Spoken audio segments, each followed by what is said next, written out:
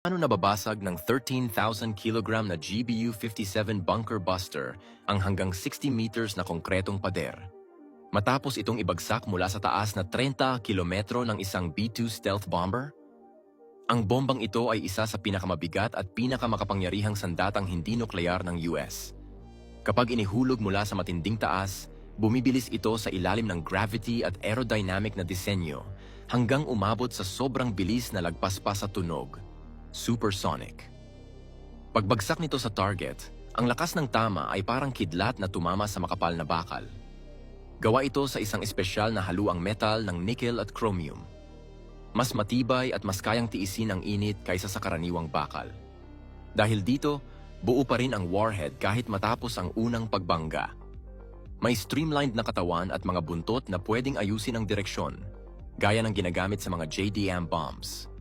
Tumutulong ito para tamaan ng tama at sa pinaka-epektibong anggulo. Sa tulong ng GPS at inertial guidance, kaya nitong tumama sa target na may error margin na mas mababa sa 1 meter.